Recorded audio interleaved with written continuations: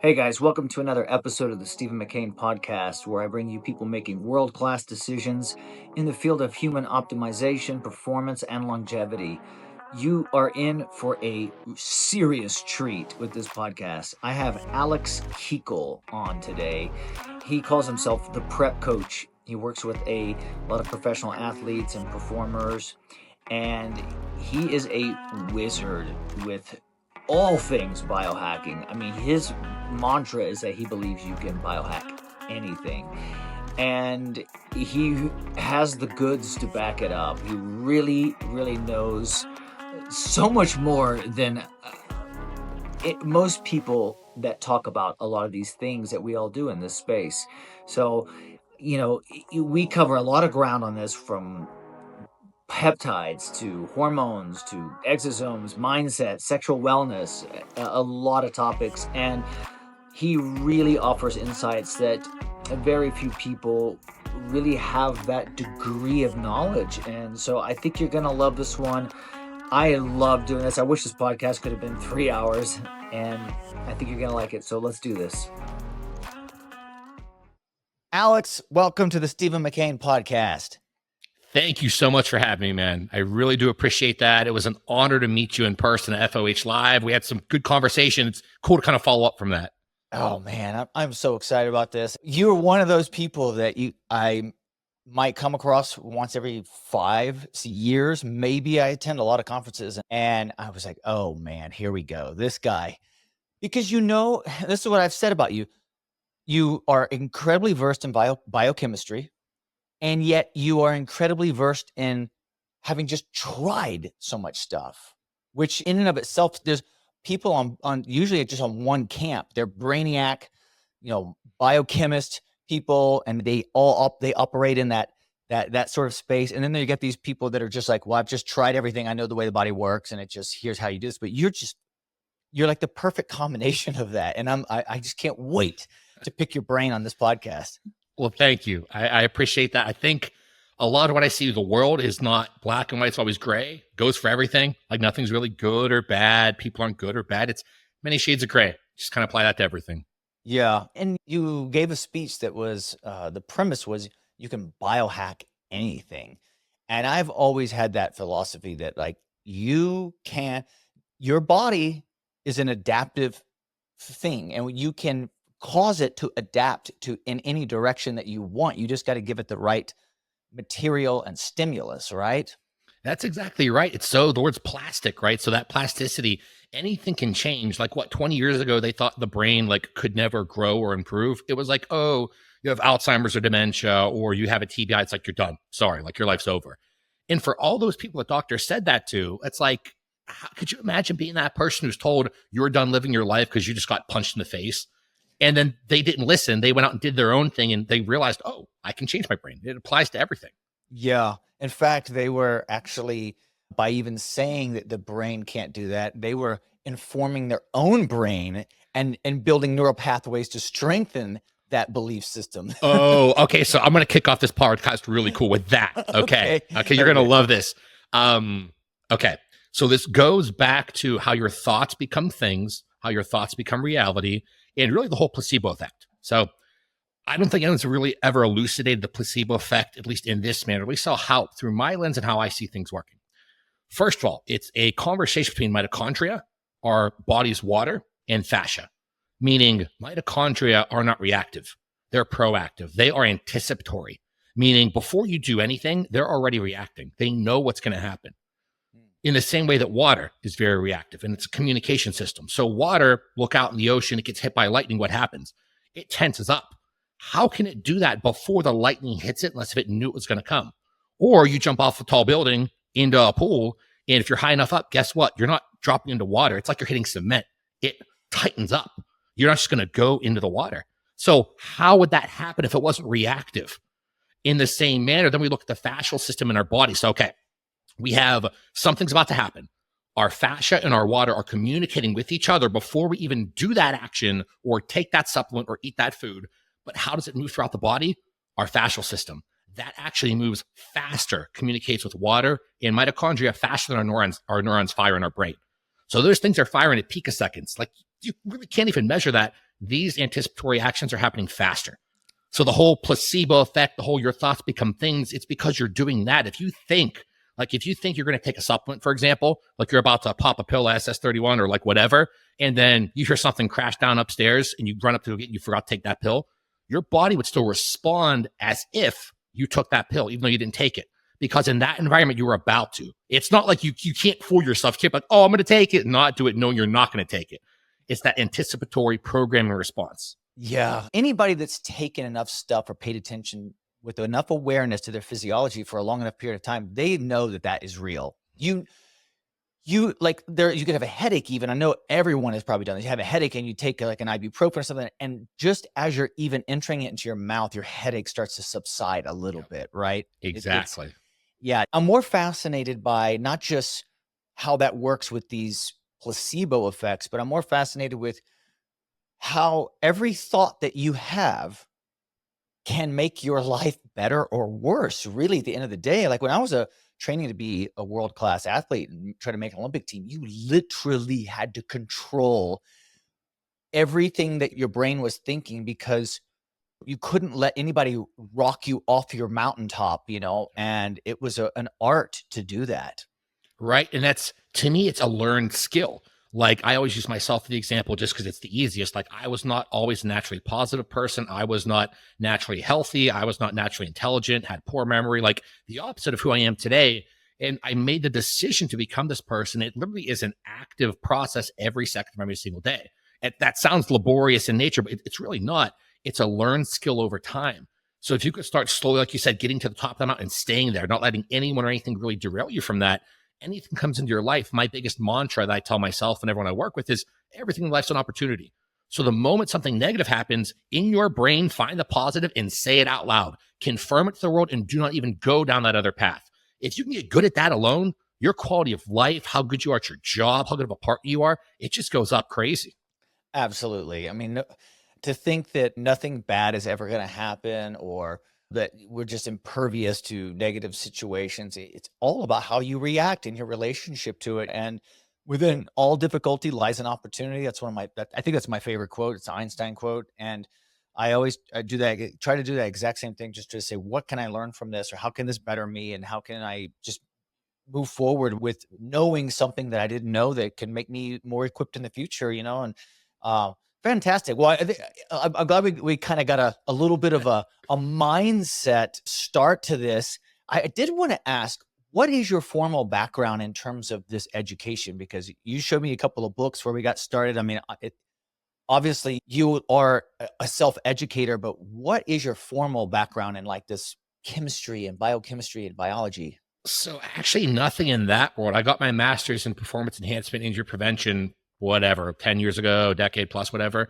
And then I was going to go for my PhD because originally I wanted to work in a human performance research lab and teach because I just liked education at that point. And at that point, my business blew up, just doing online stuff on the bodybuilding.com forums when it was big. And I was like, I'm not going to spend more money in school for a doctorate. I'm just going to see if this thing works. And again, that was like 13 or whatever years ago. So it was just a master's, a couple scattered certificates and stuff like that. But I think what college taught me the best was how to learn. So how to find information and how to interpret that information. Everything I know today, I learned after college. But I love traditional academia because you learn how to learn. It sets you up for the right way to continue the rest of your life. So I think that was very invaluable for me. Yeah. When I went to UCLA, I was pre-med and I wasn't really ready because I didn't know how to I just wanted to be an Olympian. And then when I subsequently went back and I moved to the Olympic Training Center, then I went to college at University of Colorado and I switched everything to a finance degree in business. And at that point, it was when I really learned how to learn. And I graduated summa cum laude. And then from there, I've always felt like an academic at heart, and how I've picked up a lot of this health stuff. And what's fascinating is you never can really stop. And I feel that's why I always feel kind of bad for doctors in this realm, because they go to school for so long, and by the time they finish, it seems like their education is just beginning, because it's so hard to keep up with everything. I mean, there's every time I feel like, well, that's pretty much it. I think I'm just going to, there's not a whole lot else new going on. And then all of a sudden, just a wave of all this new stuff comes down. And I'm like, Right. I got to wrap my head around this stuff. Dude, so good example. In the peptide space, we're learning of about 100 to 200 new peptides every single day. So if you keep up with all the journals, talk to all the researchers, because I'm good friends, or at least I know I'm acquaintances with a lot of different people, all the time they'll be, hey, did you ever hear about this? Hey, this is new. There's always learning. So I spend more than half of my week feeling dumb, which is kind of the perfect place to be at, because you're always learning, you're always receptive to information. So as long as you can encode those memories, you're good to go. That's been like, for me, that's the hardest place where I'm at right now. Like, my food intake has gotten ridiculous just because of how much I'm learning every day. I'm at like 4,500 calories. It's like 400 grams of protein, 600 grams of carbs, 100 grams of fat ish. And I'm going hypo by 4 p.m. every day after I take my PBO walk outside. Cause it's like after the work day and training and learning so much, I'm just going hypo from that walk. Cause it just sets me over the edge. So fueling the memory encoding side of things has been hard for me. Wow. Yeah. Well, let's dig in a little bit, because you mentioned peptides, and I've been using peptides for 11 years. It was pretty underground when I started, and I host the World Peptide Congress now, a Dr. Seeds event, for the last 2-3 years, and I've been able to speak there. I used to attend it as just one of the only non-doctors. Oh, that's cool. Yeah. I would just sit in the back and just listen. And then I, got to know him and introduced myself, said, thank you so much for allowing non-doctors to be here. He's like, yeah, of course, and I'm a huge, I've had a love affair of peptides for a very long time, and I haven't really covered them that much on this podcast. It's so weird. I don't know why I sort of have, I never really, I never thought people were going to inject themselves with needles. And now it's like no big deal. And because I had people that would come over to my house and they're like, dude, what are you doing? Like this, what is all this stuff, and yeah. But I mean, look, we have like the basic core peptides. You have your BPC and your TB500, which everyone talks about. But let's run through these a little bit, because I think you might have a different perspective on it, and maybe I do too. At least on those two that are like the considered the Wolverine healing stack. But I've always said that the TB500 also is like a thymus peptide. So there's an immune system aspect to that peptide that is very beneficial as well, and anti-inflammatory. And so you have any inside tidbits on some of these core ones that no one knows about, or that maybe a different way of looking at them? Lots. So if you ever want to learn about any supplement, peptide, whatever, go to it, look at the cascades, all the biochemical processes, and then just start Googling. Oh, if there's a PI3K-AKT cascade, probably going to drive mTOR in anabolism in some degree. If it has, you just go through that for absolutely every single aspect. TB500, again, because there's 20 to 50 things that these peptides do. So I try and make it as easy as possible. We break it down to the top 4 things. So there's a primary, secondary, tertiary, and quaternary aspect. So 1, 2, 3, and 4, right? With TB500, the reason why I love it, so the first primary reason for everyone, is it's pretty much the only peptide out there that will activate neonatal genes. So those are the things right now in your system that will turn on. And it'll be essentially, if you are at this point in life with zero trauma, oxidative stress, inflammation, or damage. It's the only peptide out there that does that. And this is research that's been out for over a decade at this point. Only compound that does that. So activation of neonatal genes. TB500, wow, is that cool. Second one, if you start looking at some of the research with strokes, okay, this is some really cool research out there. Its ability to actually heal and recover from a stroke in the moment, an hour or two later, will show up as if you did not have a stroke, meaning the TBI and the traumatic brain damage effect you get while you're having a stroke. If you can make it to your fridge and pop 5 to 10 milligrams of TB500, go to the hospital, obviously make sure you're doing your due diligence. They will basically ask you to leave 4 hours later because the secondary scans will show up as there's no damage. We've had that happen multiple times over the years. I think Carl Lenore, who used to have a big podcast back in the day, Superhuman Radio, love that dude. I think he's like, I always want to give him credit for that because he's the biggest proponent of that, and he actually did it himself. So anyone in that kind of age range, I'm like, hey, just have TB reconstituted ready to go in your fridge. So if it does happen, just go there. You're kind of good to go. So that's 2, right? If we go down, because there's tons of different interactions, let's look at one interaction that most people don't know about. If you look at its ability to potentiate antibiotics. So let's say you have to take a course of any of the penicillins or any of the cephalosporins, whatever antibiotic, or over-the-counter herbal antibiotic. So anything that will manage bacteria, could be a methylene blue, could be an allicin, could be an oregano oil, whatever you're trying to clear up a bacterial problem, TB500 potentiates their action. So if you do have to go on a traditional pharmaceutical from your doctor and you're worried about your gut biome, you could do half the course, half the dose, and take TB500 to make up the difference. Potentiate its effects.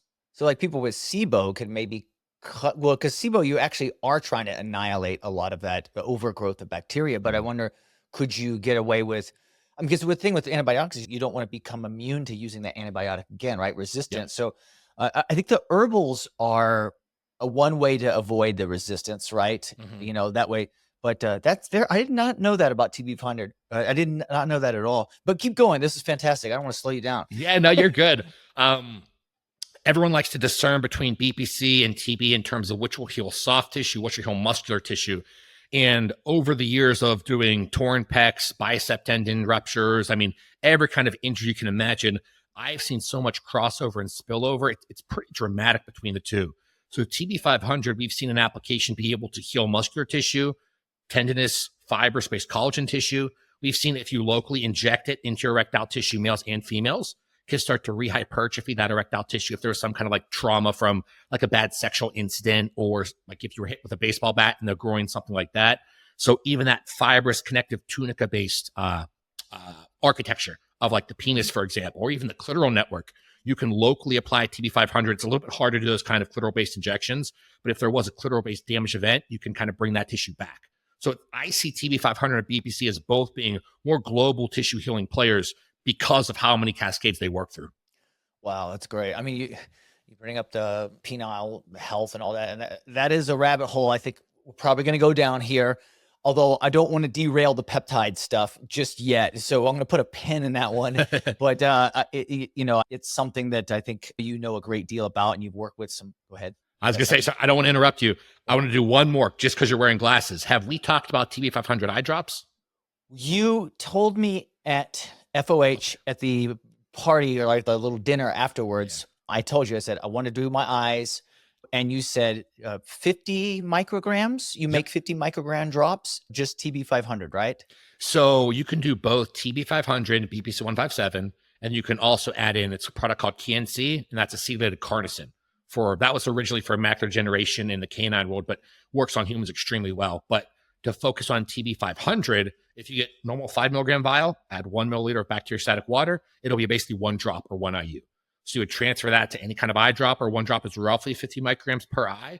It'll start to actually rehydrate the eye. It'll heal that corneal lens. It'll penetrate through that ocular tissue and start healing every different fibrous. There's 3 different tunics. There's multiple different tunics, multiple different cascades, obviously, but it's healing every aspect of eye health. So it's really taking like, right?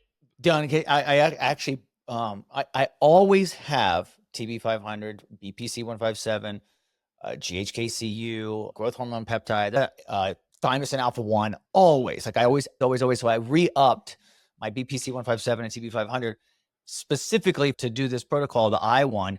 Nice. Because it's the only thing I've noticed. Like I'm 51 now, and it's the one thing that, and it's not Farsight. Farsight is perfect. I'm like a hawk, but up close, and I'm really sensitive to blue light, and I think it's all these damn screens. But I have the CanC eye drops. I've used the methylene blue eye drops. I have the Visomitten eye drops that come from Russia. Yep. I've actually purchased those in Russia. And if you can get them I got them in Moscow. If you can get them cold there without them being shipped here, they work amazing. Yeah. I don't feel like they work as well here after they come through customs or whatever. And then I do have exosomes that I thought about doing a round of drops of exosomes. I mean, I think exosomes and peptides play very, very well together. I've been tinkering with those protocols for 2 years now. But I'll take it one step at a time. But I'm going to do your eye drops for sure. So you're 1,000% right on the exosomes. They will potentiate the action of any peptide you introduce it to. So the whole new wave should be, hopefully it catches on sooner rather than later, should be reconstituting your peptides in exosome-based water. It's slowly starting to go in that direction, but that potentiation effect is pretty high. Usually it's just more the sourcing of the exosomes that makes it harder. Yeah, exactly. I've been in the exosome business. I mean, look, I'm wearing Club Exosome, right. For most people. I saw. Yeah. Sandra Kaufman and I have been doing this. She introduced me to them, and I haven't stopped since. Every quarter I do them, sometimes more. But I've been trying them with various peptides, and GHKCU, I don't know what, it's kind of like that thing we alluded to when we first started talking, like your brain kind of like knows something, I don't know exactly. I know it could be the stem cell recruitment or something, but I love taking GHKCU when I do exosomes. Do you have anything with that peptide in particular that might be why this is happening? Oh God, yes. So I've been able to wean off people off of antidepressants and SSRIs and SNRIs by using GHKCU. So it'll modulate cortical centers in the brain to basically normalize neurochemistry. So we're literally using it to modulate things like dopamine, norepinephrine, serotonin. But again, it's not, I say modulate specifically, meaning it's not going to increase or decrease by default. It's going to bring the levels to what you need them. So if you are too high dopaminergic and you're starting to get the little shakes, or you're too low dopaminergic, you don't have the motivation at all, it's going to bring it up or pull it down based on what your neurochemistry needs.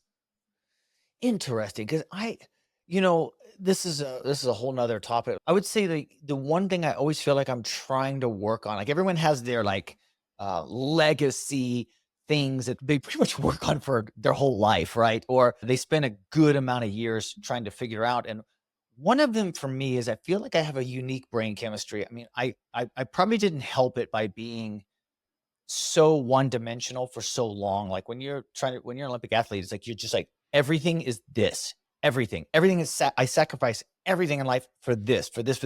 So I tend to be a rabbit holer where if I'm into something, I'm into it like 24/7, and then I'll just burn out and I'll be like, I need to take 3 days and just not even think about anything and just. But my brain chemistry is, maybe GHKCU, the copper peptide, is actually balancing my brain chemistry a little bit. Maybe that's what it is. That's usually how it comes in and how it acts. So question follow-up for you is, what doses are you normally getting that at? Because it could be a big dose range depending on the person. I do 1 to 2 milligrams injectable. Yeah, so you could probably have that 1 milligram in daily in the morning, fairly long term, as long as you're not getting too high copper levels, which you have to take a lot of GHK for that to even happen. You take it as that morning AM circadian ligand, get outside, let your eye see first sun. It'll potentiate the effects even more so. Okay. Yeah. I go through where I'll go maybe 2 weeks and then I'll take a little break, and then I'll go 2 weeks and take a little break. So I'm always kind of off and on it. But lately I've been off of it for a while, and which is rare for me. Like I love it. I love the skin, oh my God, it's just, yeah, I love that peptide. I just have a really good connection with it. And I did not even consider the brain aspect of it. So that could be something. What about thymosin alpha-1? Because I think that for the immune system and autoimmune conditions and rebalancing the innate and the adaptive immune systems. Have you got any tertiary and primary and effects of that? A lot. So real quick, back to GHK. I've had people do it daily for upwards of a year to replace their medications, and 0 negative side effects. Again, we monitored copper levels, obviously, but as long as there was no copper toxicity, then it was perfectly well tolerated. I'd rather have them have that in play than an SSRI or SNRI that's causing other kind of neural atrophies. So the traditional cycle length, it could be dramatically high. You can also do it Monday, Wednesday, Friday, or infrequently throughout the week. It doesn't have to be a daily thing because it operates on a very genomic principle, meaning long-term chronic. You're changing your genes with that. So when I said, just so you know, the window's huge for frequency and application. Yeah, and we had mentioned before I got on this that I had used Kratom to spend a lot of hours sitting in front of a computer, because anyone that may not know, if you go to my website, I built that thing. If you go to clubexosome.com, I built that thing. I tend to like to learn things, but can't sit still for long periods of time because I'm so active. But Kratom, which is an opioid, and I would do the one that was blended with kava, and so I know I have a low GABA, but that allowed me to work. But it was doing something to my brain that I was like, I feel like this is killing my motivation. So maybe this copper peptide kind of helped re-architect and modulate a little bit of those levels so that they're more normal. I mean, I feel pretty good, but I do feel like sometimes I sit down at a desk and I'm like, I don't even know where to begin. Yeah. You want to be just like everything else we talked about, before we recorded, you want to be 110% every single day in every aspect of life. I feel like with our technology, just the information we have, the education, all the tools we have, I don't see why that's like a fallacy. I don't see why everyone shouldn't be living their best life every single day. So I think shooting for that is just what everyone should be doing. Exactly. I totally agree with you. All right, let's move on to, how much time we got here? Do we want to spend all this time on peptides? Well, how about this? Are there any peptides out there that you really are just so surprised at what you're getting out of it, or anything new with peptides? Like, I recently just started doing SS31 and I was like, wow, this peptide feels like someone put new batteries in me. It was phenomenal. You helped me figure out the dosing for that. And I kind of not wrote off, but I sort of put on the side the mitochondrial peptides for a long time, because the MOTS-C, I hated injecting. Like, how do I get enough water in there to inject all of this without it being these massive 5 injections everywhere? But SS31 is a little bit more of a tolerable amount that's simple and easy to do. And man, I love that peptide. I really like it. How are you dosing MOTS-C? Well, there's so many ways to do it. Like, there's the one time a week, there's a multiple times a week, there's 5 or 10 milligrams once a week for 10 weeks. There's Dr. C's protocol. There was a protocol that various people had put out that kind of rose to the top. How do you recommend dosing MOTS-C? Yeah, that's why I asked too, because I think this would be a cool sidestep in the conversation as well, the whole application, because I think it's very misunderstood, right? So I'm someone who used to learn about half-lives, peak plasma concentration, and that really meant a lot, right? That has a place in pharmacokinetics and dynamics to understand how drugs, supplements, how everything works, right? The problem with that is, especially in the peptide world, they're operating more on non-genomic and genomic chemical signaling principles, meaning non-genomic happens right now, picoseconds. So if you're injecting SS31, actions are happening, okay? That's signal transduction. That happens as you're injecting it. It doesn't have to be all the way in. There could just be a little bit and it's starting to work. Then the genomic side of things, that's the chronic long-term changes that happen over days, weeks, months, and years. So anytime you take one injection of one peptide, you're technically changing your genome forever, which if you're doing it in the right fashion, it could be very good. If you're doing it the wrong fashion, it could be bad. So that sounds scary, but in reality, think about it as something's happening right now. It's something happening long-term. So in that kind of vein, if we can have a compound that we can get action right now and long-term, wouldn't it make most sense to apply it in a daily fashion for the vast majority of reasons? Because then we're getting a chemical signal here and another chemical signal there, versus just one long-term chemical signal. So, and again, generally for like MOTS-C, it could be used in that daily fashion. Doses usually 200 to 500 micrograms, you know what I mean, upon waking, pre-workout, something like that, depending on the goal. But the doses can be worked up very high based on the individual. So there's always that individual-based response. It could be worked up to multiple milligrams, depending on the reason. MOTS-C specific, because it's working on the mitochondrial, so it's that short open reading frame. So you zoom in on the DNA, look at the mitochondrial DNA, it spits out short open reading frames, spits out MOTS-C. So it's mitochondrial open reading frame of the 12th sRNA-C. Just tells you where it's acting, what it does, basically. What that does a really good job of is it'll actually upregulate the entire sirtuin family. So if you're taking MOTS-C to upregulate the sirtuins and all the cool things everyone loves NAD for, then that's a different protocol than if you're taking to drive AMPK, which is different if you're trying to drive like actual mTOR with it. So many things, and that's to me where the frequency and dosages really change. Interesting. Yeah, if you're trying to get some DNA repair, I imagine that MOTS-C was probably pretty good, right? Right. Yeah. So whenever you have your, IV girl or guy show up as your NAD, maybe you throw a little MOTS-C in the bag, like just going to potentiate it, Yeah. Yeah. I'm glad you mentioned this, because other peptides, like I know the Epitalon protocol that the Soviets were doing for a long time, that people use it for telomeres or That's a good one to talk about. What's that? That's a good one to talk about.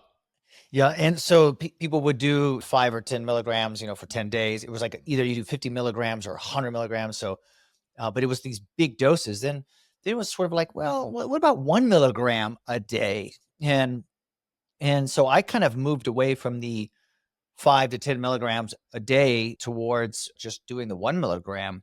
And I liked it. And I've been using that protocol for a long time. And I've had I don't know if these telomeres tests are like even from True Diagnostic. I don't know if that stuff is legit, but my telomeres were 15 years, younger than me. And so maybe they're working. I do find that my sleep reset, like my circadian rhythm reset with Epitalon, is very real for me.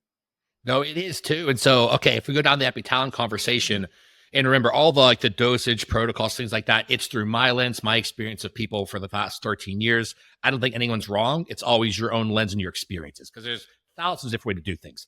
In my world, looking at Epitalon, you can dose it multiple different ways, but again, if we just look at it from a telomerase aspect, so trying to actually lengthen telomeres, you're looking at that 3' overhang. So the way DNA works, you have that parent strand, so you have a 3' to a 5'. Then below that, it goes the opposite, so 3 to 5' underneath. That's the new strand, and then that little overhang, that 3', that's the thing that slowly shortens over time.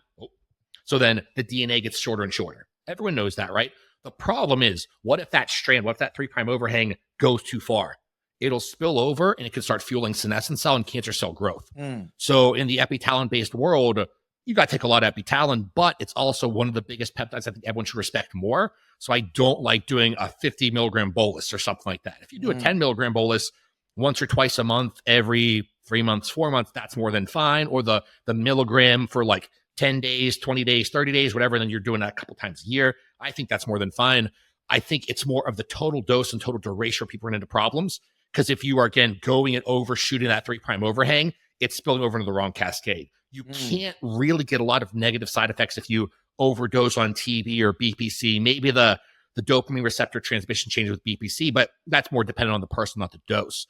But epitalon is the one where I would like to stay away from fueling anything senescent, because they're already, not that senescent cells are bad, they're doing their own life cycle. They're supposed to proliferate, die off, move on to the next thing, autophagy. That's supposed to happen. But fueling them further, I'm not a big fan of for obvious reasons. So I would rather be more cautious with the epitalon dosage. And then, like you said, that's just for longevity health. If you're using it to reset your circadian pattern, that's absolutely amazing, right? You could do a little bit in the morning or before bed because it will stimulate some people. So like if I would take it afternoon, I will be up for 2 days straight. But if I take it in the morning, get some first light sun exposure, I'm good that night and I get better sleep. So it'll be stimulatory in different environments based on the individual, going back to their own neurochemistry. So you want to trial it different times a day for you. Yeah. And there is some skin health benefits. Have you noticed that at all? Oh, yeah. And that's actually going back to a lot of the insulin sensitivity changes. So it's acting kind of as like a faux nutrient partitioner where it's improving how you're handling glucose, lipids, and nitrogen. So you're storing things in the right compartments, less inflammation, less dermal downregulation. So the skin starts to heal itself. This is great. You're like a wealth of knowledge. I love this. What about, you mentioned all these different, like hundreds of peptides that we're realizing or that are now we're finding, and are people sequencing and trying these things and using them? And what's going on with any of this? So 2 camps right now. There are ones out there that no one knows about that we have the CAS number for. So the CAS number, you can actually get it synthesized and made and then sent out. More expensive. You have to know how to do all that fun stuff, but that's one where we can trial it in person. The other way is they're in the research and there's no CAS number. So over in the no CAS number world, we have no application for it because we literally can't have it synthesized. That's a very interesting world because I can't talk about a couple of them because I want to eventually bring them to the market with BioLongevity Labs. But a couple of the ones over there, there's one specifically that stands out in the mitochondria world that's probably going to reverse type 1 diabetes, which is super crazy. But again, there's no CAS number. So that's all in the literature, maybes. We still got to try that out. Over here in this world, the ones that no one knows about, but we have the CAS number, we're synthesizing, we're getting all the data. I try to never talk about a compound unless if I had at least 100 people use it, myself included. Because if it's 100, easy number. 99% of people responded amazingly well, and 1%, that one person didn't. And then it builds from there. So I try to not talk unless I had at least 100, but I prefer like 500-ish people, just to kind of make sure I have all my bases covered. But over in that world, the mitochondria space is exploding like crazy. There's a whole, no, I shouldn't say that. There's a lot of mitochondrial things that are kind of taking the forefront. There's a lot of things coming out in the skincare-based world, a couple new things coming out in the myostatin-based world that are going to be pretty interesting. So there's a little bit of peptides coming in for literally fixing everything. That's why I made that seminar. We have something to fix everything because the peptide space is now blowing up to say, oh, there's a skin problem, there's a cancer problem, there's a brain health problem. They're fixing everything with these peptides, which is super cool. Yeah, they're so powerful. Anyone that's ever had some sort of issue or something they wanted to change and then used peptides. And I have always said that people overestimate what peptides can do and underestimate what peptides can do because some people are just very unrealistic. A lot of times there's a lot of magic bullet syndrome or thing where I want this one thing and it's just going to fix it. I'm always under the impression that you can signal the body to do something, but you also got to do other things, behavioral things and other things to nurture that adaptation and facilitate it. But I think this is fascinating. It's a lot easier when you only have a few choices, because I sit there, I remember when I got into brain health and all these nootropics, and I was into racetams and all this stuff. And you find this stuff that really works for you. But now there's like so many, and you can try a lot of stuff and you're like, that thing is perfect for me and perfect for me. But over the course of 15 years of doing all this stuff, I'll circle around to something that was like an old school, like a racetam, like phenylpiracetam. And I'm like, oh my God, I forgot how amazing this thing is, you know? Yeah. So it's almost like there's almost too many choices that are going to be coming up. And then really, how do you architect? Because everyone wants a framework and they want a blueprint or they want something. And every day I do this, and then and just give me my system. And really, it's a lot more fluid in a way, right? A lot of these things. And I think you just have to be open-minded and always be learning. But man, I'm excited to hear about some of this stuff you guys are creating with BioLongevity Labs, because this is an exciting time. It is, man. And going back to what you were saying, I think sometimes people see how I do things for myself, for my clients, and they kind of misinterpret that. Because like for myself, for example, I take so many things every single day, but I've slowly implemented one thing week after week, month after month for literally over a decade to figure out what works, what doesn't work for me personally. And now I'm to the point where I have my baseline. And if I'm going to bring in a new nootropic, then I'm going to pull something else out and then give it a good amount of time to really know what's working with it. So I'll only make one change at a time, and I'll make sure I have my baseline so I know that any kind of deviation. But most people, like you said, you see if there's 20 things and you have 20 things to fix, you could go that route of putting 20 things in at one time. But if you don't know the signs to look out for, and then something goes wrong, you don't know which player is causing the issue. So I think that's where people have the biggest hurdle to overcome. Yeah, I totally agree with you. And I always try to tell people, try to roll things in one at a time so that you build a relationship with that particular compound or supplement or whatever it is. You start adding, just throwing too many things into the pile, like you have too many variables. And well, yeah, it worked, but I don't know what worked. And now you're kind of stuck with that, I got to take these 20 things every single day when it could have just been some very simple thing, right? That's a big one too. So again, these things do not have to be taken every single day. They could be used infrequently or even on an as needed basis. Good example. Do you remember the movies My Big Fat Greek Wedding? What is it called? My Big Fat Greek Wedding. Oh yeah. Remember that? Yeah. So remember the guy had the Windex, he'd sprayed on everything? Yeah. BPC 157 topically applied works like that in the movie, meaning it literally fixes almost anything topically. So like my puppies, they scrape their little paws the other day because we got a new puppy a couple weeks ago. And I put her little paw in like a bath of BPC 157 water, healed it overnight. A little scrape on like my daughter's knee, you spray with BPC 157, heals it overnight. Like that's a compound that everyone should have on hand. Reconstitute, put it in a little spray bottle, keep it in your fridge. Something happens, you just spray BPC 157 on it. It heals it usually overnight. If it's extreme, like a gash, you don't want to do that. But if it's topical, nothing crazy, then you can definitely do that. That's something where everyone can have easy access to. Keep it in there just in case, but you don't need it every day. It could just be an infrequent as needed player. Yeah. Dr. Elizabeth Urith, I don't know if you know who she is. She's probably one of my favorite doctors in the whole world. She said BPC 157 should just be in the drinking water. Like literally, it should just be in the drinking water. Yeah. I've never talked with her personally, but she always seemed like an awesome person. Oh, she is awesome. I mean, I'm happy to make an introduction at some point because nobody is going to be upset with me introducing you to them. That's my opinion. Thank you. I hope. That's why. Yeah, well, that's why when you asked for Sandy's number, I was like, here you go. No one's going to be upset. You speak the language across the board. But you did mention some sexual health with the TB500. And I know you've worked with adult film stars. Is that correct? Yep. Yeah, male and female. Male and female. Okay. It's a very interesting topic, and it tends to be something that can be what you frame this whole podcast, because, people sexual, well, how do I increase my penis size and all this stuff? But you've actually laid out some things in order to do this stuff in terms of pumping and using a C-ring and gelking and topical DHT, red light. I mean, honestly, I'm very open about that. Like, those are the basics. You do those, and then just like everything else, we don't want to just take something. We want to do something and take something. It's just like I always use the example of creatine. You can take it by itself and not do anything, but ideally, you're going to take creatine and train. If you're taking it for like the muscular benefits, because there's so many other neurological changes. So maybe that's I'm bad with analogies and examples, so maybe that was a bad one. But we also want to do something, we want to do an action and take something. I don't like just the supplement and then no action. So that's my philosophy. Yeah, right. I mean, it should be like that. So in this world, you do the manual work, you're breaking up the fibrous connective tissue of the penis. Clitoral is different, so we'll save that for a second. In the erectile tissue for male world, you're breaking that up, you're changing the mitochondria, bringing more blood flow, oxygen, nutrients. So that's hemodynamics. Then you do things to potentiate that. So, like you said, with the DHT gels, you could do localized applications of injectable DHT. You could do localized applications of IGF-DES to spark growth in the area specifically. You could do all. Okay. So you can do injecting some sort of IGF, so like a growth hormone secretagogue, or like or a growth hormone, or what are you suggesting on that one? So actually IGF, we can use either an Increlex or an IGF-DES. The LR3 version of IGF is more of a circulatory insulin regulatory player, which is cool. That handles a lot of nutrient partitioning. But if we want localized growth, because you can do this for your biceps, your shoulders, your glutes, your penis, doesn't really matter. You would locally apply IGF-DES or Increlex. Increlex is straight IGF. That tends to spill over in the global system and cause some organ-based strain. So we usually say I'll hold off on the actual IGF straight like an Increlex, go with the IGF-DES, which is staying a little bit more locally. Interesting.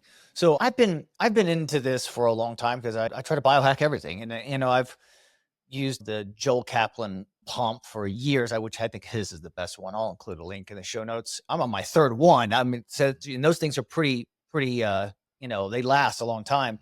But I've always considered getting blood flow and oxygen. And then, like you said, like the gelking, the massage, I mean, you can definitely increase size with doing that stuff and the health of it. And then I use this red light. I have it sitting right here. Let me grab this 1 second. Yeah, while you're grabbing that too, just for everyone else listening, there's also the red light that you'll put directly on your erectile tissue. So it just literally looks like a normal pump, but there's red light built into it. You can get that. Yeah, I'm always like, somebody needs to just hit a home run with that. But I use this is a flex beam, so you can, nice. You can literally like wrap around, and these things are pretty powerful. You can do red or a combination of red. So no one else should touch that one, right? No one should touch that. Yeah, that's that's yours. That's mine. Yeah. So, but I mean, I keep everything sanitized. I know, but, yeah. but I've never done any of the IGF or the even the. Can you even get DHT cream? Yep. Like I imagine. Okay, so you know where to get it, right? I mean, that stuff's not easy to come by, I imagine. So certain compounding pharmacies will do it because females can use it also to drive that clitoral growth change. So if they want to get more sensitive clitoral interactions, better orgasmic strength, certain compounding pharmacies will do that. But that's usually hard to find. It's usually, other routes to go get it. Yeah. I tell you another thing that I've done, which I think are great, and I'm very happy with. I've injected exosomes. Oh yeah. And man, it's like you're an 18-year-old again. The response it's almost annoying. Like it literally is almost like, oh my God, this is like an 18-year-old's penis again. Right. Because you think at a 50-year-old man, you're like, yeah, I want that. But then when you actually start having that, and these spontaneous erections anywhere or anything, and it starts having this response, it's you can bring it back, is what I'm trying to say. Ooh, so that's the perfect way to word it. So using exosome therapy directly into the penis or into clitoral tissue, if it's working that well, it's usually because there's some kind of damage occurring in that tissue. If you have a perfectly healthy, if you took that 18-year-old with no erectile tissue problems, you won't get any effect. Exosomes are amazing at repair. So there has to be damage there to bring the oxygen, nutrients, and drive those cellular repairs. So to me, that's a good sign. If you respond that well, you go, oh, okay, I have to change something in the meantime. You're not going to be doing that every single day, but doing that every quarter, like you said, absolutely awesome. Have you played with like oxytocin or dopamine? So I have oxytocin lozenges, troches or whatever. And I kind of just did it to do it. And this was years ago.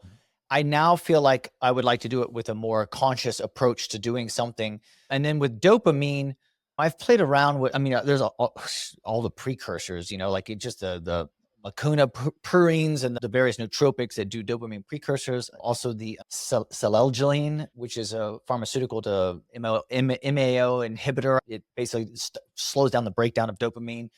Because dopamine, I know for sure there's a connection with that and your sexual drive, right? It's sort of like the testosterone of the brain. right? Okay, cool. So let's get into that real quick then. So let's give the female some love for this part of this conversation. So first of all, in the brain, male or female, doesn't matter. It's this oxytocin, dopaminergic based metabolism that's occurring that then sends signals through the spinal cord, all the proerectile centers. For females, it'll bleed off into the actual breast and nipple architecture, then go down through the spine and then go into the clitoral network, which will literally space out and branch out. It's super crazy cool if you ever look at a picture. Whereas guys, it'll go through the actual testicles and then into the actual penis. For females, that process to stimulate blood flow and hemodynamic changes to breast, nipple, and clitoral tissue architecture, most of the time is 5 to 15 minutes, usually closer to 10 to 15. Guys, depending on how healthy they are, 60 seconds, a couple minutes, right? Exactly. I mean, the old adage of the foreplay needed for females and not for males as much. It's true biologically because they just don't push blood that fast. And they're not pushing and moving dopamine, oxytocin around. So in the female-based world, keep in mind, by the way, males basically orgasm one way too. I mean, there's like a couple for guys, depending on where you're stimulating what tissue. Females have like dozens of different types of orgasms. Yeah. So if you understand that, then you go back and say, okay, if it's starting in the brain, we can modulate that oxytocin and dopaminergic metabolism to then push orgasmic strength and potential. And then you modulate hemodynamic flow. And then you take that 10 to 15 minutes down to 2 minutes. And I think I use this example at the seminar because I give it all the time. It's that the red light or the stoplight effect, to where once you start improving that clitoral tissue sensitivity and improving how blood flow will get down to that vaginal bowl. So vaginal bowl being clitoral tissue, the vaginal hood, which is the lips and all that fun stuff. Every woman, once you fix these problems, they will have a small shearing effect. So literally pants will just rub on the clitoral tissue the wrong way. Whenever you stop at a stop sign, you got to slam on your brakes. It'll rub and there'll be a spontaneous orgasm. We've had that happen. Like I've gotten that dozens and dozens of times over the years after we fixed the sexual problem. Going back upstream, if you have the hormones fixed, because usually it's testosterone driving libido in females and estrogen for males. So it's kind of the opposite of what people would think. You fix the dopamine, oxytocin, you're good to go. So intranasal oxytocin is a really good player because you're getting straight in through that nasal cavity. And it's also, remember, through the nose.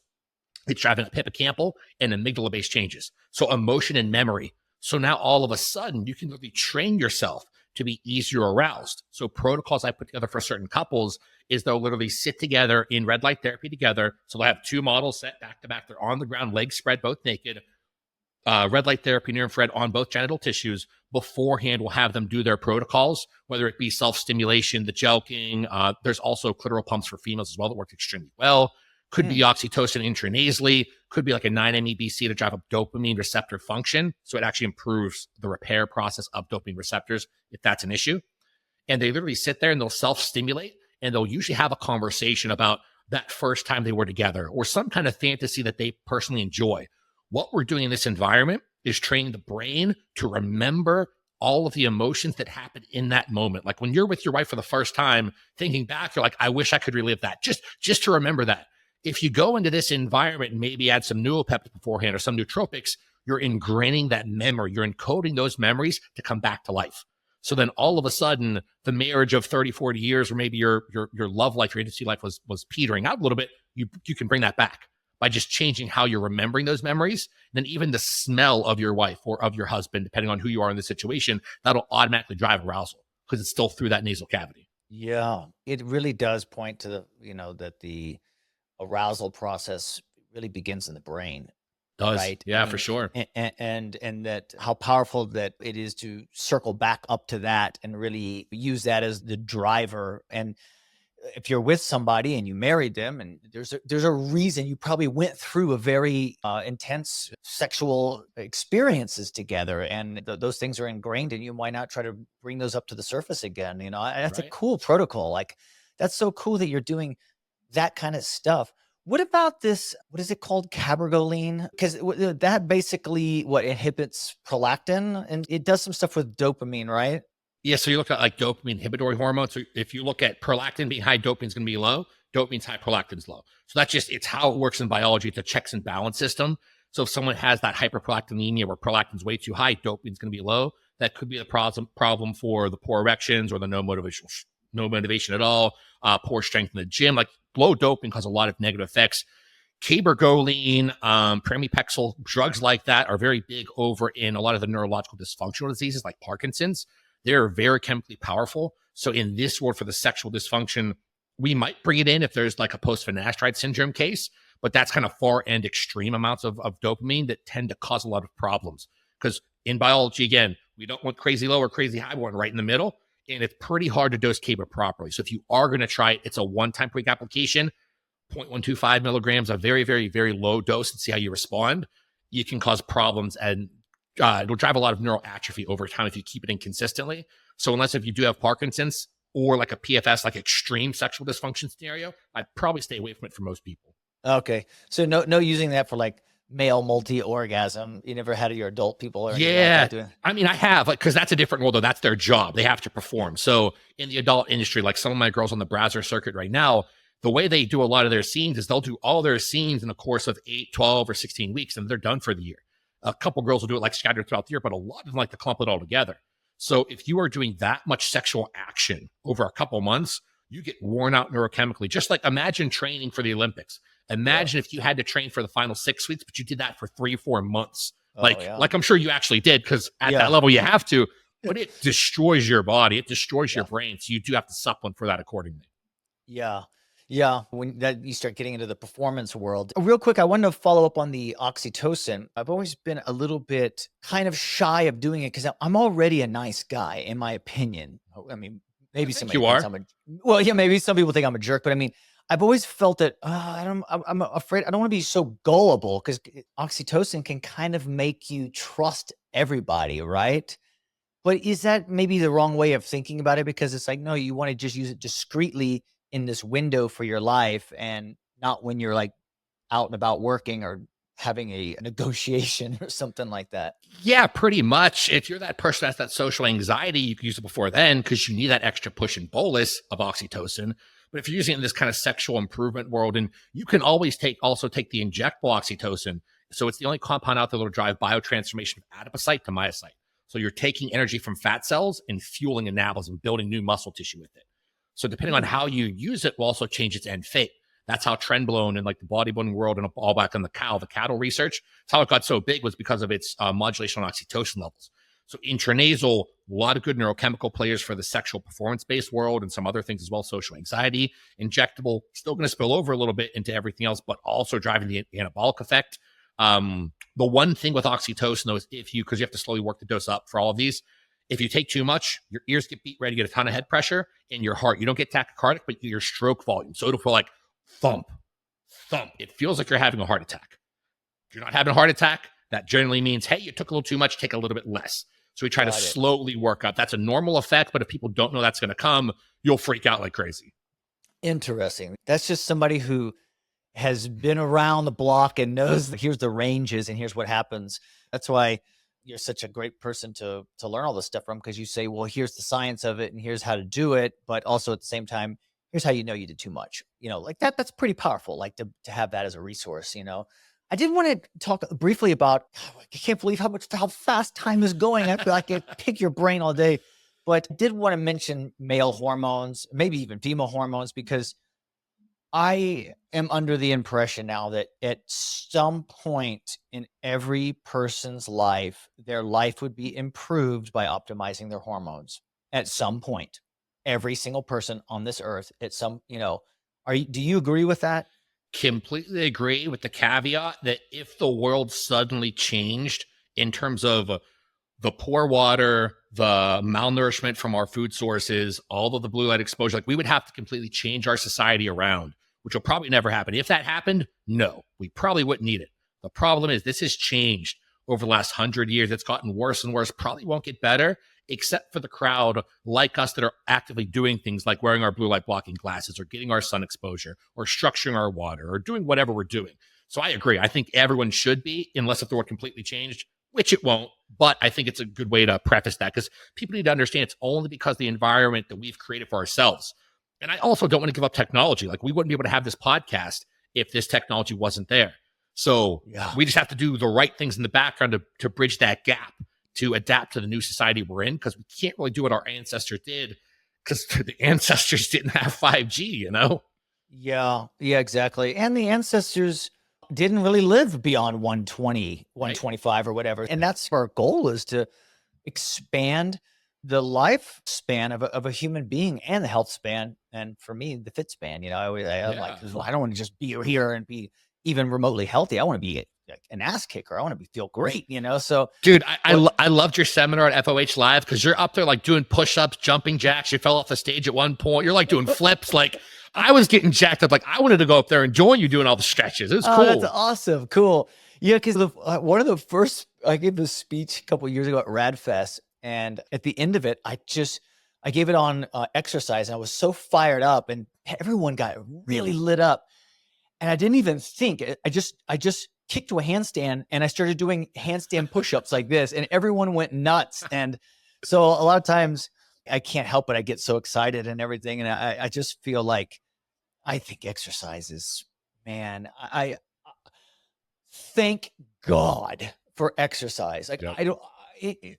I literally left the gym yesterday, and I said that to myself. Thank God for exercise. Yeah. It is, I just love it. But I don't want to get off the hormone thing. Like, God, okay, let's say this. Guy calls you up. He's around 35. Something's going on. I don't feel, I'm not responding. And classic signs, brain fog, like low libido, not responding to workout. I just don't feel like I used to. Yeah. What do you recommend to these guys besides getting a blood test, obviously? So like we talked about before recording too, the nanograms per deciliter have changed over the years. As society's gotten sicker and sicker, those blood levels get lower and lower. So it used to be up to 1,500 nanograms per deciliter was the top end of normal. Now it's like 800, 900. I've seen some where it's at 700, which I can't even believe that's out there as top end of the reference range. So most people are going to respond best to about 800 to about 1,500 nanograms per deciliter. If you want to be ultra on the longevity side, 800 to 1,200 nanograms per deciliter, and then kind of pushing things a little bit more, 1,200 to 15 or so, something like that. Yeah. Usually the conversation is, how do you want to proceed? Because although I'm a big fan of HRT, certain people don't want to go down that route or don't want to inject anything yet.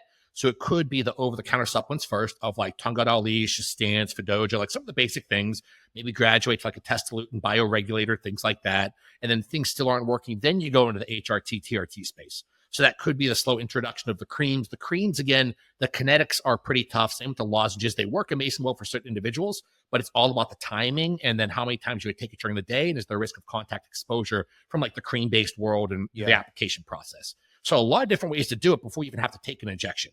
Ultimately, I love the kinetics of the injections. They're the most reliable, and they're a lot easier to time. But then once you have a long ester testosterone, let's say a traditional cypionate, right? Everyone's going to dismantle and cleave that ester differently. So it should be an application one time per week, right? Does not happen that way. Certain people have to microdose it daily, subcutaneous, get less estrogen spillover. Other people do intramuscular Monday, Wednesday, Friday. Some people like myself, I cleave these things terribly. I can take a shot once a week, probably once every 2 weeks and be fine because I just don't break these things down that fast. That's for my metabolism. Certain people could be doing it twice a week, 3 times a week. It just depends on the individual. So there's no right or wrong way to do it. Interesting. How do you know that? Are you using like a Dutch panel or something to see the metabolites, or like what do you? Feedback. What's feedback? Biofeedback. So the biggest thing you'll know is you'll take your shot of testosterone as a male or female.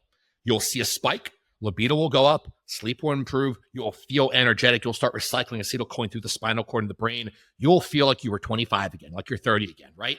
And then by day 3 or 4, you're like, oh my God, I'm not getting my nocturnal erection. Sleep isn't as good. I'm feeling more stressed out. Oh, I'm cleaving through this ester that fast. I should put another dose then. And you go through this trial and error process. It only takes you 4 to 6 weeks. And then you'll know. Like for me, I took that 1 shot per week. Never needed to change it because I felt amazing from there. I've never come down from that. Whereas other people might, once you see that downward curve with biofeedback, that's when you have to put another dose in. Because at the end of the day, again, reference ranges only matter for you. So I tell everyone, recreate your own reference ranges. You may feel amazing. So like my reference range, so everyone knows, my testosterone right now is probably 200 nanograms per deciliter. Super low. But I'm taking nandrolone as my HRT, not testosterone, because I respond very poorly to testosterone. I get all the negative side effects. I get no positives. I get acne. My hair falls out. I just don't respond well. Whereas nandrolone, I've only ever gotten healthier, better erections, better sleep, more fat loss, everything improved. My mental clarity, memory recall, everything improved. So on paper, testosterone's crazy low, but I'm fixing the androgen load with nandrolone. So there's also that to take into consideration. But reference ranges only matter for you. 800, 1200, 1500 nanograms per deciliter. How do you feel? And then get your blood work. You'll say, okay, I respond best in this range. Might be a little bit higher, might be a little bit lower, but it only matters for you. Interesting.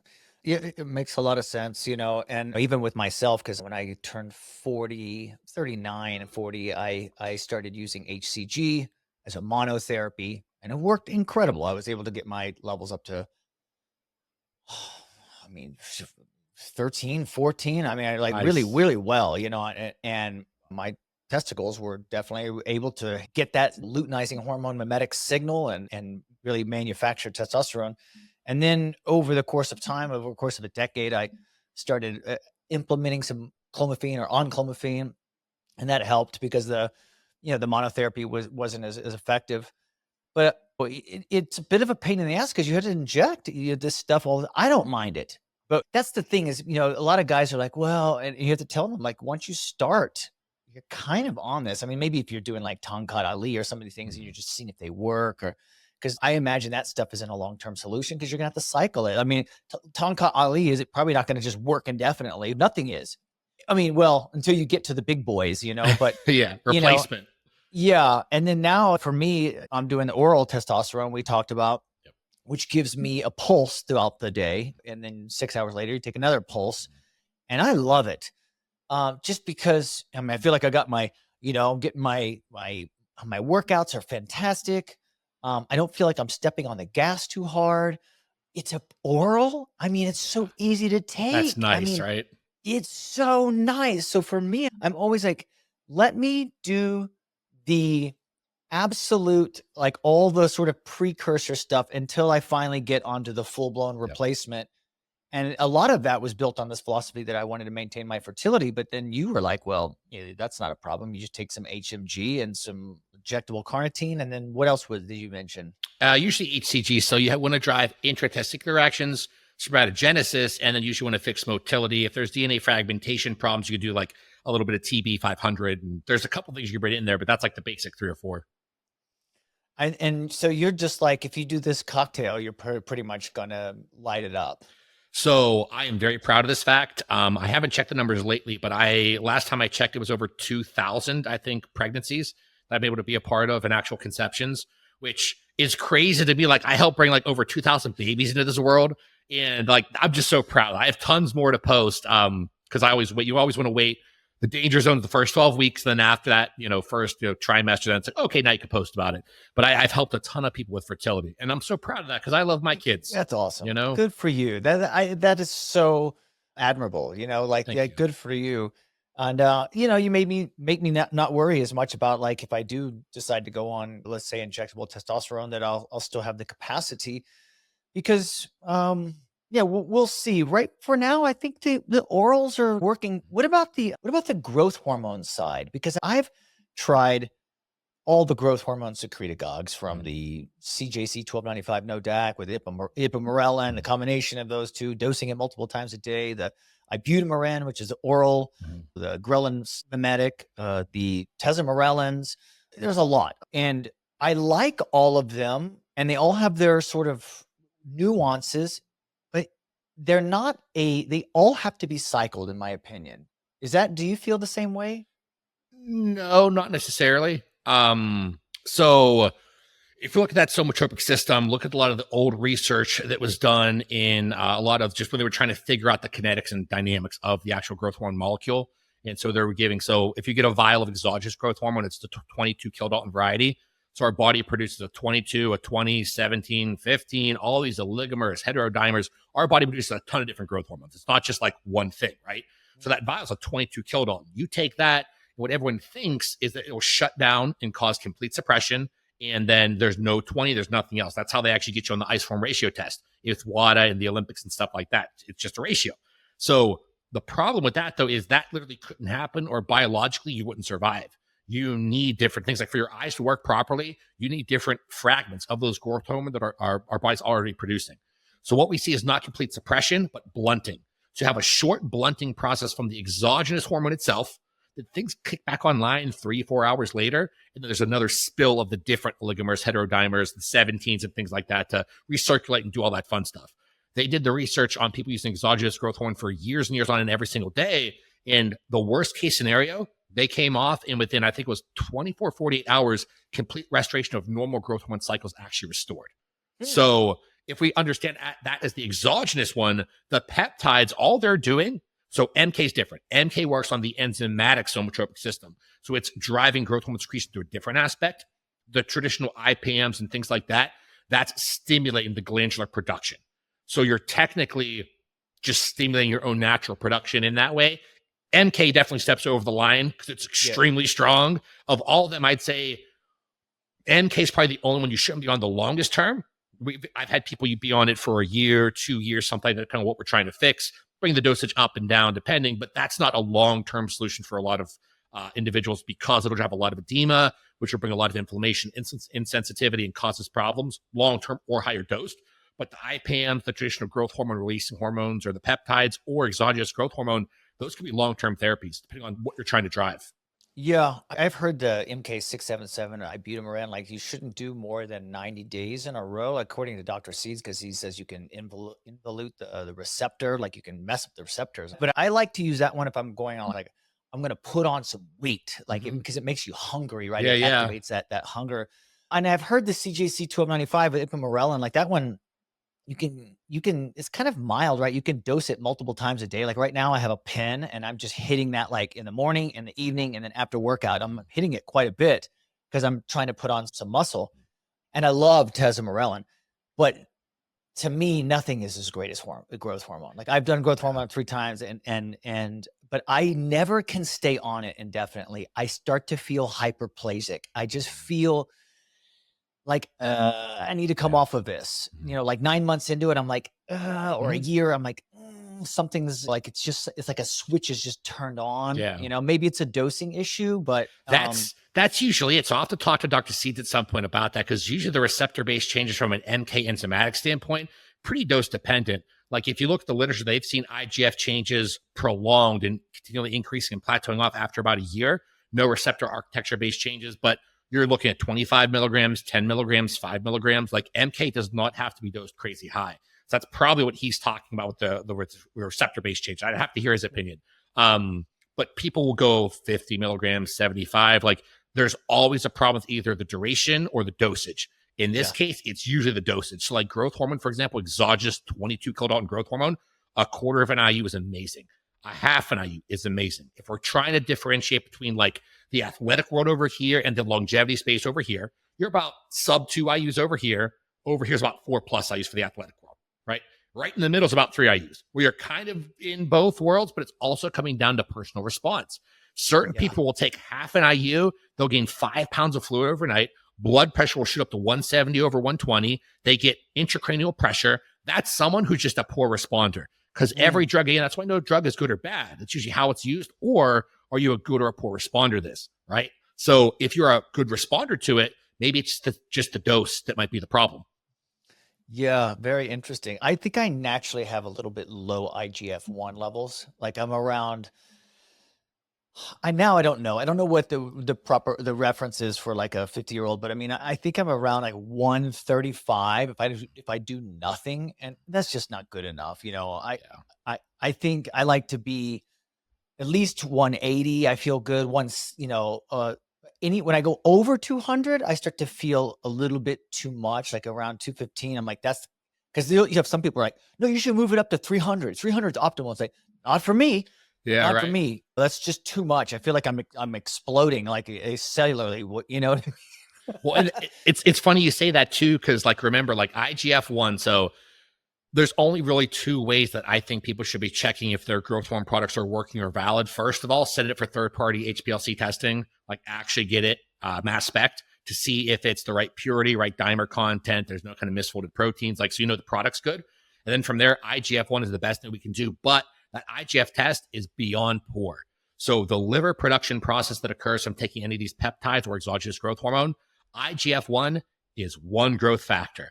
You know how many growth factors we have? I took it down. I used to have a growth hormone ebook. I called it the Somatropic Bible because I thought it was super cool. Good, catchy title. I listed in there, just to be pedantic about it, hundreds, all of the growth factors that we know about. There's hundreds of them.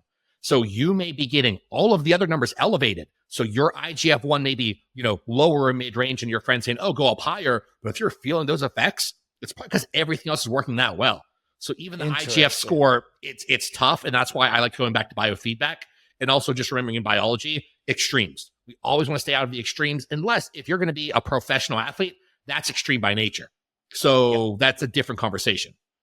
Totally agree with you. I do feel that, performance is basically saying I'm willing to give up some of my health so that I can win right Yep. now. Right. I mean, it's just the way it is. And I've been a performer, and I've been in that performance world, and you literally beat yourself to shit. Yeah. It's just my language. But I mean, you literally redline yourself. And I wasn't in a sport where I was doing any sort of redlining with compounds and chemicals and things like that. Like I was just overtrained Oh, dude, constantly. that's exactly it though. I think everyone hears that and thinks, oh, they're gonna drug themselves to become a champion. I'm not talking about that. It's literally the training, the eating, like you destroy your relationships, people destroy their joints, like everything is only about winning that gold. And so your life is just, it's the most unbalanced world you could ever be in. So you just, you tank yourself, and there's a time and a place for that. It's not for everyone. Like I could never do that for multiple reasons. I don't have the skill. There are many reasons why I could never do that. But another big one is that, like, I could not give up my family time, my work time. Like, I couldn't do that because that in and of itself is hard to do.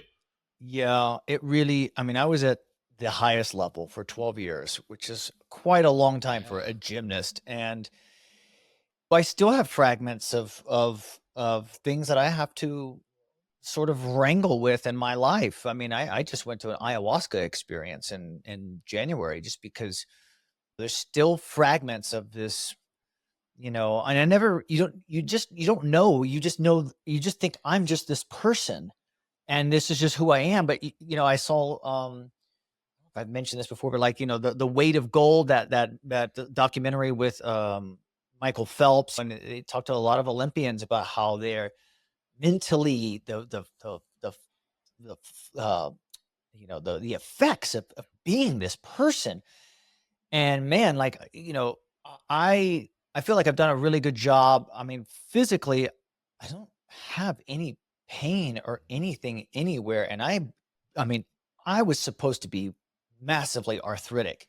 And I feel all this stuff that we're doing and we're talking about, like, completely saved my life in terms of I can work out and feel incredible and love it and not be in any pain. And it's just my eyesight. Yeah. I'm going to try those eye drops, but it's just a testament to all this stuff that we're talking about. And I do believe if you are a person who, doesn't step on the gas too hard, and you can find and people like you and maybe listen to my podcast at times, because I always try to find people like you're exactly the type of person that I love. I mean, as soon as I heard you speak, I was like, I love this guy, and I haven't even met him yet. I love him.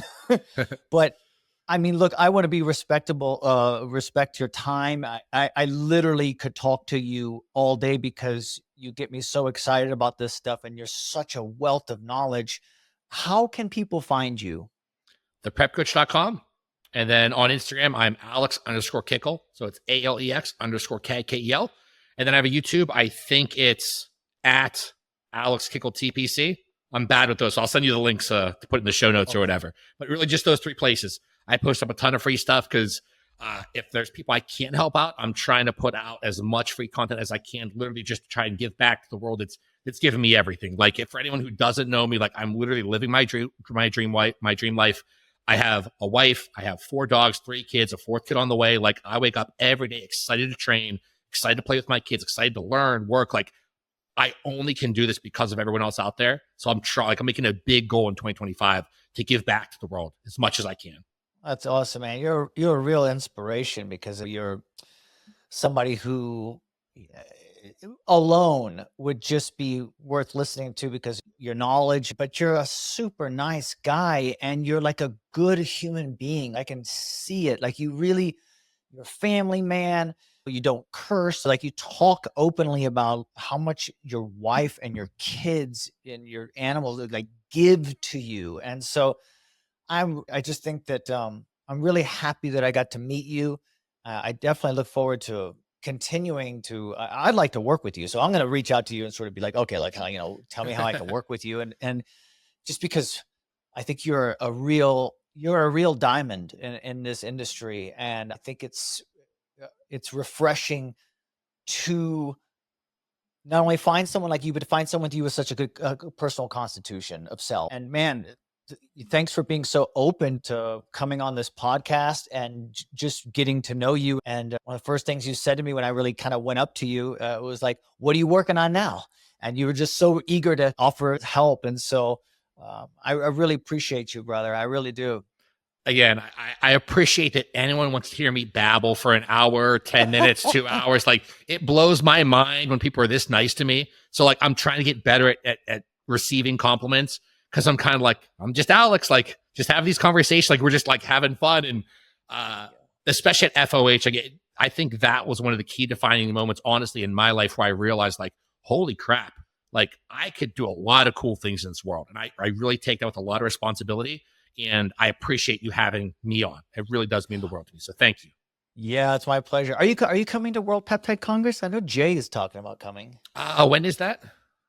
It's in June, like June, maybe 10th, 11th, something like that. But it's here in Vegas.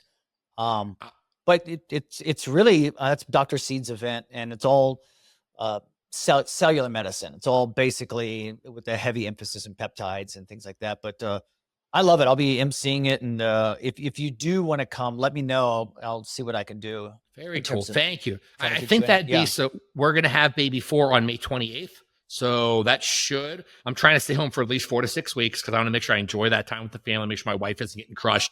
So depending on how things go with that, I'm trying to not make plans for that second half yet. But if everything works out good, then I'd love to be there just to see you in person. Yeah, it'd be great. We can chat offline about it. And so for everyone that's listening, I'll put all the links to everything we talked about. You can go to stephenmccain.com/prep coach. So that's Stephen with a PH, McCain /prep coach. Alex, man, kick ass. I love it. I feel like I didn't even scratch the surface. I mean, but I just get so giddy talking to you. But I think clearly there's some good value here for people. And I personally am going to enjoy editing this podcast, because some of the things you said, I was going to write notes while you're talking. I was like, when I edit, I'll just go back and redo this. So, right. Yeah, I really appreciate it. And thank you so much for coming on. Did we miss anything? I mean, there's always stuff to talk about. So we'll talk off air. I'll come back on whenever. Like, we'll just kind of keep talking. Fantastic, brother. Well, thank you so much, Alex. And thank you, everybody else, for listening to the Stephen McCain Podcast. And stay healthy, everyone. And we appreciate you listening. And we will see you on the next episode. Take care. And I'll see if I can find the button here to end this podcast. Here we go. Okay. Boom. See you guys.